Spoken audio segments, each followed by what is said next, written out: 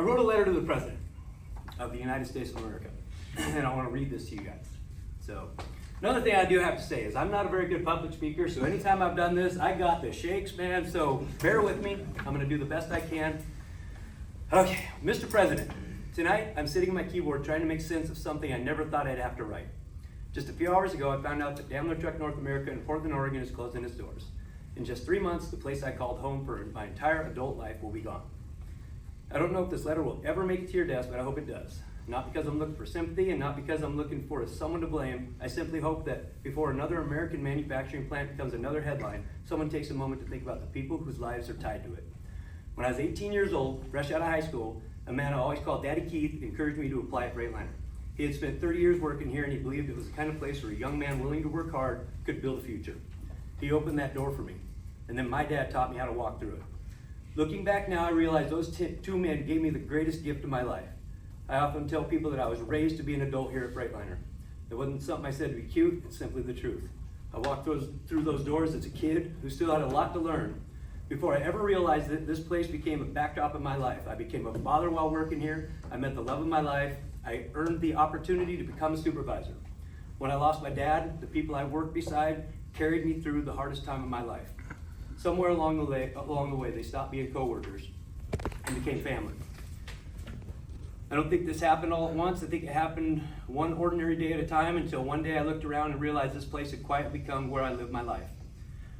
One of the greatest gifts this place ever gave me wasn't a promotion or a paycheck. It was a chance to work side by side with my son. There aren't many fathers that get to experience that. Every morning I watched him walk through the door, same door that I walked through years before. I felt proud in a way it was hard to describe. Now I understand that pride that Daddy Keith and my dad must have felt. Now my son has 2 little boys of his own. I always hoped that one day he'd look back in this place like I have. Instead, in just 3 months, me and my son will walk out those doors together for the last time.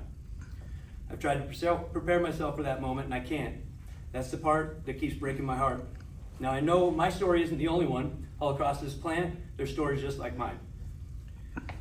Stories of fathers and sons, mothers and daughters, people who met their spouse here, friends who became family, leaders who moved continents to be here, people who gave their best years of their lives to something they believed in. Okay. Mine just happened to be the story that I'm able to tell. When people hear that a manufacturing plant is closing, they'll picture an empty building. I won't. I picture the people who filled it, the conversations, the laughter, the friendships, the pride of building something with people who cared about doing it right. I'll picture the food carts where we grabbed lunch, the gas stations we stopped at on the way home, and the train that used to trap us in the parking lot.